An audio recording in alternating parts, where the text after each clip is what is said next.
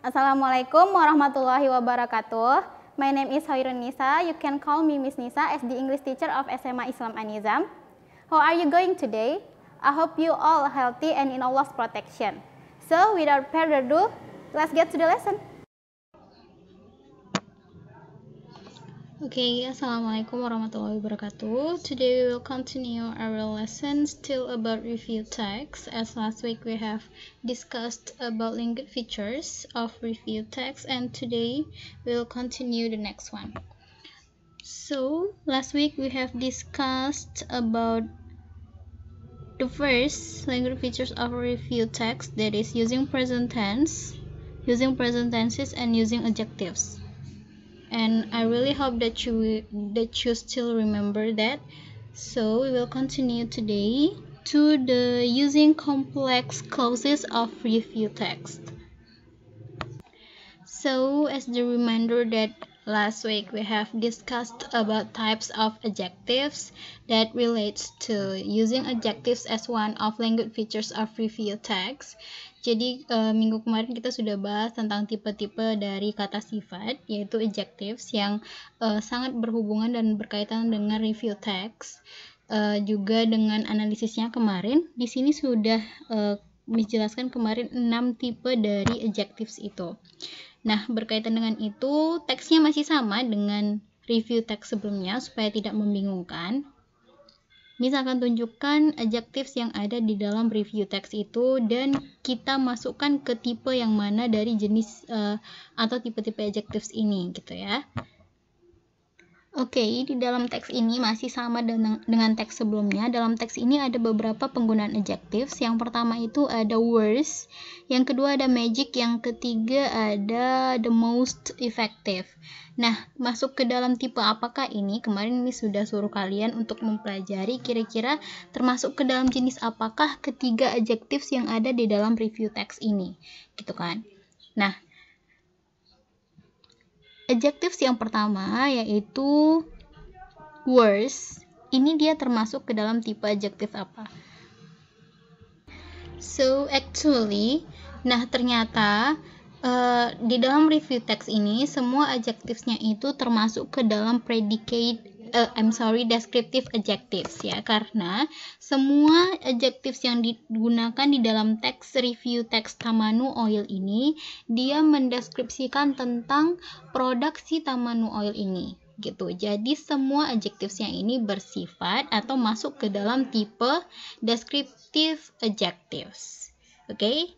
Nah, itu dia tentang penggunaan using adjectives di dalam review text. Nah, kita lanjut ke language features yang ketiga dari review text, yaitu using complex clauses.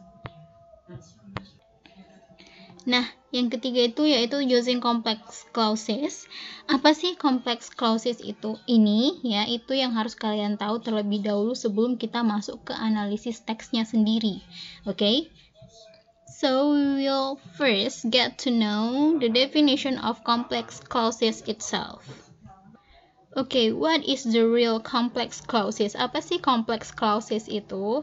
Nah, a complex sentence atau a complex clauses has one independent clause and at least one dependent clause. This means that the clauses are not equal. They use a coordinating conjunction that connect the clauses to make it less equal.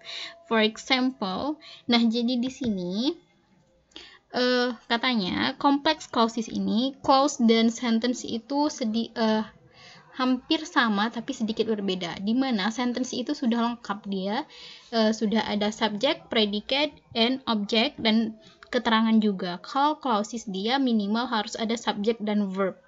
Gitu dia baru dia disebut dengan clause. Kalau dia sudah lebih, sudah ada keterangan di dalamnya, sudah ada complement di dalam clause-nya itu, maka itu sudah termasuk ke dalam sentence atau kalimat gitu ya. Nah, katanya complex clause ini ya, clause yang kompleks ini dia harus mempunyai satu clause yang tidak klausa yang tidak bergantung kepada klausa yang lain. Nah, dan satu, ya paling tidak satu klausa yang bergantung kepada klausa yang lain. Nah, mungkin kalian masih bingung tentang definisinya ini. Nanti kita akan masuk ke example-nya atau contohnya supaya membuat kalian lebih mengerti ya.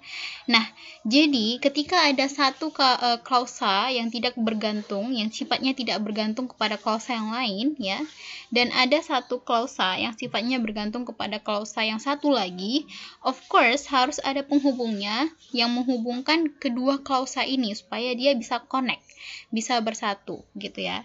Nah, jadi kedua klausa ini tidak sama ya, are not equal. Nah, jadi mereka ini menggunakan yang namanya coordinating conjunction atau penghubung ya. Kata sambung yang menghubungkan kedua klausa ini untuk membuat kedua klausa ini paling tidak terlihat hampir sama, hampir bisa connect gitulah kira-kira kata-katanya. Nah, untuk langsung memahaminya, kita langsung masuk ke contoh. Di sini ada clause, ada dua clauses ya. Nah, semua ini disebut dengan sentence ya. Ini semua disebut dengan satu sentence dan ada dua clauses. Nah, kenapa Miss bilang ini ada dua clauses? Karena ada terpisah dua arti, terlihat dia seperti ada dua bagiannya atau dua kalimat, bukan kalimat, dua klausa, di mana klausa itu seperti yang Miss bilang tadi harus ada subjek dan predikat. Kalau sudah ada subjek dan verb ini, sudah ada subjek dan verb, maka dia sudah disebut dengan klausa, gitu dia. Oke, jadi ini dia satu klausa dan ini dia satu klausa gitu ya. Nah, kedua klausa ini dihubungkan dengan yang namanya coordinating conjunction untuk membuat mereka connect keduanya gitu. Mereka punya definisi, mereka punya hubungan gitu. Nah, coba kita lihat klausa yang pertama ya. My dad laughed. Ayah saya tertawa, ya kan? Nah, untuk menghubungkannya ke klausa yang satu lagi, of course harus punya kata penghubung, yaitu yang digunakan di sini adalah when. Coordinating conjunction itu ada banyak, bisa since, when, while, and, that, after, before, gitu ya. Nah, ini dia semua menghubungkan antara independent clause dan dependent clause, gitu. Nah, jadi di antara kedua klausa ini, yang manakah yang independen dan yang manakah yang dependent. Nah, untuk mengetahuinya, kita harus artikan. At least we have to know the definition of its clauses.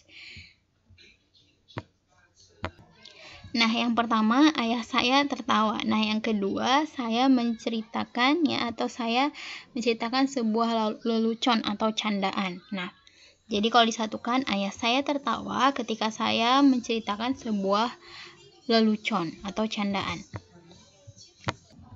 Nah, untuk mengetahui yang mana independent clause atau klausa yang tidak bergantung dengan klausa yang lain, kita harus hilangkan satu klausa dan mengartikan satu klausanya lagi gitu. Apakah kalau misalnya artinya itu gantung dan menyisakan pertanyaan lanjutan ketika kita membaca clause-nya itu atau klausanya, maka itu adalah dependent clause atau klausa yang bergantung dengan klausa yang lain. Oke? Nah, kalau kita bilang ayah saya tertawa, gitu ya. Ayah saya tertawa dibandingkan dengan saya menceritakan sebuah candaan atau lelucon, kira-kira ketika seseorang mengatakan ini, ayah saya tertawa, gitu ya. Kalian muncul tidak pertanyaan di dalam pikiran kalian mengapa dia mengatakan ayahnya tertawa, kan begitu ya kan? Kalau kita bilang saya menceritakan sebuah candaan atau lelucon, ya itu memang dia menceritakan sebuah candaan dan lelucon gitu, kita tinggal listen to him gitu ya kan, tinggal mendengarkan dia. Of course tidak ada pertanyaan lanjutan atau next question about its clause atau statement dari si pembicaranya gitu ya kan. Nah, jadi bisa kita simpulkan bahwa di dalam kalimat ini, in this sentence, the independent clause is my dad laughed. Ya, lalu yang dependent clause ya, yang ini, I told a joke. Itu yang dependent. Oke, I'm sorry, terbalik. Yang tidak bergantung dengan klausa yang lain adalah yang ini. Berarti yang independent itu ya, yang clause yang berdiri sendiri yang tidak bergantung dengan kalimat atau clause yang lain adalah yang ini. Karena ketika you say I told a joke, then ya sudah selesai, finish, the clause is finished. There is no next question. Nah, kalau kamu bilang my dad laughed, orang-orang yang mendengarkan, the people who listen to you when you say the clause will questioning you about why did your dad laugh, gitu ya, kenapa ayah kamu tertawa, gitu. Nah, jadi clause yang tidak bergantung dengan klausa yang lain adalah yang I told a joke, lalu yang dependent atau bergantung yang adalah my dad laughed. Nah, jadi kalau misalnya dihilangkan yang ke belakang, ini akan kalimatnya jadi rancu. Kalau kita tinggalkan yang dari sini ke belakang, tinggal I told a joke, itu dia nggak akan rancu, gitu dia. Nah, jadi inilah yang disebut dengan yang namanya complex clauses atau complex sentence. Jadi ada independent clause dan ada dependent clause yang disatukan dengan coordinating conjunction. Nah, di complex clause yang ini coordinating conjunction-nya menggunakan when atau pada saat, gitu dia. Coordinating conjunction sama subordinating conjunction itu sama, oke? Oke, jadi ini sedikit salah, terbalik ya. Ini seharusnya di belakang, yang ini I told a joke itu independent clause, lalu yang my dad laughed ini adalah yang dependent clause. Jadi tolong dicatat nanti di buku catatannya. You have to listen to me untuk mendengarkan penjelasan yang lengkap, ya kan? Jangan di skip videonya. Oke? Relates to the review text as before. Jadi review text yang sebelumnya kita analisis lagi yang mana yang menggunakan complex clauses-nya. Nah, di dalam review text-nya itu kalian bisa lihat kembali nanti review text-nya yang kemarin. Di sana ada 2 penggunaan complex clauses ya. Nah, yang pertama itu ada di ini, since tamanu oil is said to alleviate pain, the oil is also used topically to relieve the pain caused by conditions like sciatica and shingles. Nah, jadi ini ada complex clauses yang digunakan. Pertama, di dalam teks itu hanya ada 2 ya complex clauses-nya, yang ini dan yang ini. Nah, kita tukar untuk lebih memahami yang mana independent clause dan yang mana dependent clause-nya, gitu ya.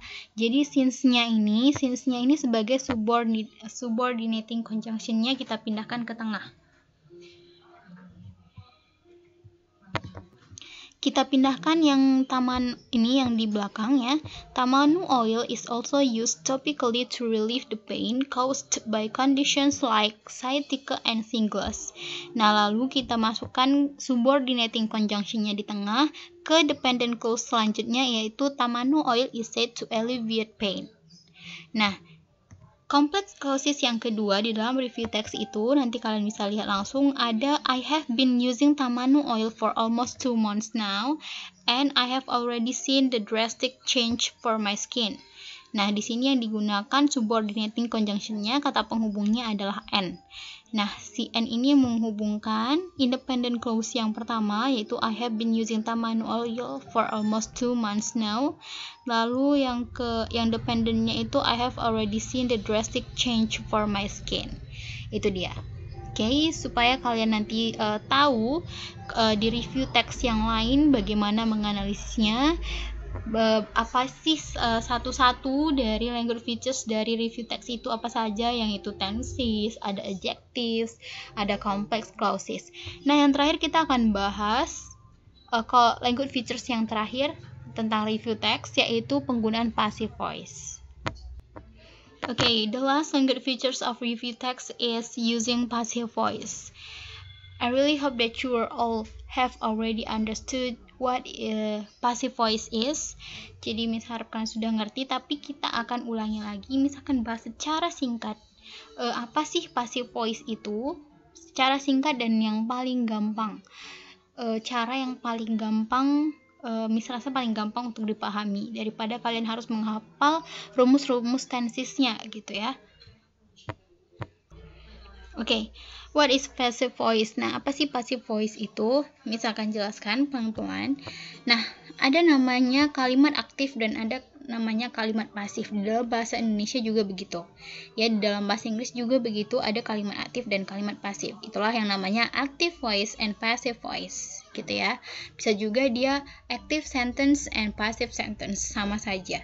Nah, kalau yang aktif dia subjek plus verb plus objek seperti biasa. Ada subjek, ada verb, ada kata kerja, dan ada objeknya, ya kan? Nah, kalau di pasif, dia sedikit berbeda, di mana posisi subjek di pasif itu kita ambil dari objek di kalimat aktif. Nah, jadi misalnya di kalimat aktifnya ini ada Rina, jadi di kalimat pasif Rinanya ini pindah ke depan. Gitu dia. Pindah ke depan. Objek di kalimat aktif pindah menjadi subjek di kalimat pasif. Oke? Nah, plus to be. Nah, to be itu tahu kan apa saja? Ada to be bentuk pertama dan ada to be bentuk kedua. To be bentuk pertama itu is, MR. Nah, to be bentuk kedua itu ada was sama were. Nah, kapan kita menggunakan ini, Miss? Kapan kita menggunakan to be bentuk pertama dan to be bentuk kedua itu kapan? Nah, kita bisa lihat di verb yang digunakan di dalam kalimat aktifnya nanti gitu. Tergantung di kalimat aktifnya menggunakan verb yang bagaimana. Ya, verb bentuk keberapa gitu. Baru kita bisa tentukan to be-nya itu to be bentuk keberapa juga gitu. Nah, pokoknya di dalam passive voice, di dalam kalimat pasif harus ada yang namanya to be dan verb 3. Nah, ya. Harus ada to be dan verb 3. Verb 3 itu verb bentuk ketiga gitu ya, atau past participle. Lalu diikuti oleh by, ya. By ini menurut Miss by ini optional. Dia ada kalimat yang nggak pakai by juga bisa, ada kalimat yang harus pakai by gitu ya. Lalu plus objek. Objeknya ini adalah subjek di kalimat aktif. Kita rocker ke belakang menjadi objek gitu ya. Nah, jadi kalimat aktif ini di rocker dia, objek di kalimat aktif menjadi subjek di kalimat pasif, lalu subjek di kalimat aktif menjadi objek di kalimat pasif, gitu dia ya. Nah, untuk lebih memahami lebih cepat, kita langsung masuk ke contohnya. Nah, di sini ada contoh. Ini Miss buat contohnya dari berbagai jenis tenses. Jadi kalian untuk memahami passive voice ini sendiri tidak harus memahami begitu dalam dan menghafal begitu dalam. Misalnya aktifnya itu menggunakan tenses apa, baru pasifnya itu harus menggunakan tenses apa gitu, nggak usah ya. Jadi cara cepatnya adalah seperti ini. Kalimat aktifnya Rina reads a novel ya. Jadi kalimat pasifnya kita ambil objeknya ya. Kita ambil objek di kalimat aktifnya novel ya, is ya, to be bentuk pertama. Dari mana Miss tahu dia menggunakan is? Pertama, dia ini si novel ini adalah tunggal ya, tidak jamak. Berarti dia is bukan are, ya kan? Lalu kenapa bukan was, Miss? Coba perhatikan tenses di kalimat aktifnya. Kalau tenses di kalimat aktifnya atau verb di kalimat aktifnya adalah present, maka present itu kan of course menggunakan verb bentuk pertama ya kan. Maka di dalam pasifnya to be-nya itu menggunakan bentuk pertama juga. Gitu dia. Nah, jadi kita lihat ini reads berarti ini simple present tense. Of course ini adalah verb bentuk pertama, maka to be yang digunakan di dalam pasifnya adalah to be bentuk pertama. Lalu seperti syarat pasif harus ada verb 3 ya, verb 3 dari read itu sama saja, hanya membacanya berbeda ya. Lalu ditambah by, lalu subjek di kalimat aktif kita ubah menjadi objek di kalimat pasif ya, menjadi by Rina. Nah, kita bandingkan artinya ya, artinya dari kalimat aktif dan pasif ini sendiri. Kalau dalam bahasa Indonesia kalimat aktif itu Rina membaca sebuah novel. Berarti kalau dipasifkan, membaca itu menjadi dibaca, di mana novel dibaca oleh Rina, gitu dia. Membaca jadi dibaca. Nah, intinya adalah di bagian verbnya ini saja dan subjek dan objek di rocker, gitu dia. Oke, gitu cara gampangnya. Oke, contoh lain. Nah, ada contoh lain, someone has stolen my money. Seseorang sudah mencuri uang saya. Nah, tinggal kita ubah objek di kalimat aktifnya, kita ambil menjadi subjek di kalimat pasifnya, yaitu my money. Ya, has-nya tetap, tinggal kita tambahkan verb-nya saja. Ya, untuk menambahkan verb-nya ini, seperti syarat dari present perfect harus ditambah verb 3 setelah has, maka to be-nya itu harus to be bentuk ketiga ya, has been stolen. Stolen-nya ini tetap ya untuk memenuhi syarat dari penggunaan pasif yaitu verb 3 gitu dia. Has been stolen, sudah dicuri. Uang saya sudah dicuri oleh seseorang. Bisa menggunakan by someone, bisa tidak, ya kan? Artinya tetap sama. Oke. Nah, next ada dia penggunaan future nih. I will cook a fried chicken. Nah, lalu kita ambillah objek di kalimat aktifnya itu menjadi subjek di kalimat pasifnya. A fried chicken will-nya tetap, tinggal kita tambahkan to be, di mana mengikuti syarat dari future tense setelah modals harus diikuti verb bentuk pertama, tidak boleh verb bentuk lain kecuali bentuk pertama, berarti to be-nya harus bentuk pertama, lalu diikuti oleh verb 3, tetap seperti syarat dari pasifnya, yaitu cook-nya kita ubah menjadi verb 3, menjadi akan dimasak oleh saya, gitu ya. Oke, Miss harap sudah mengerti. If you have any question or any you don't understand still, please ask me. Okay, after I explain to you about passive voice, so we will analyze as usual the example of the review text ya. Jadi kita akan analisis penggunaan passive voice dalam review textnya ini seperti sebelum-sebelumnya. Okay, there is several passive voices in the review text ya, jadi ada beberapa penggunaan passive voice dalam review textnya itu. Nah, yang pertama, since Tamanu oil is said. Nah, ini tadi juga merupakan complex clausesnya ya. Since Tamanu oil is said ya, cari kalau menganalisis passive voice-nya tinggal cari to be dan verb 3. Kalau ada to be dan verb 3, of course dia adalah passive voice gitu ya. Sejak Tamanu oil dikatakan ya, berarti dia passive voice. Nah, lalu the oil is also used. Minyaknya juga digunakan ya, passive voice juga. Caused by conditions like sciatica and shingles.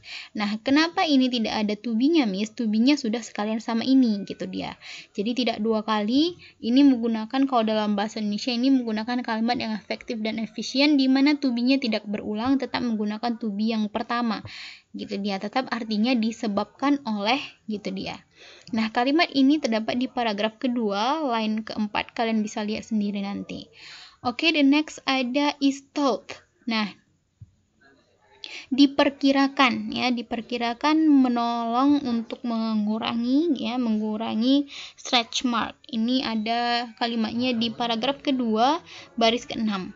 Nah, yang terakhir ada is said juga sama seperti yang pertama, dikatakan Tamanu oil dikatakan untuk mempromosikan ya penggunaan ini dan bla bla bla. Ini terdapat di paragraf kedua, baris ke-7. Itu dia. Okay?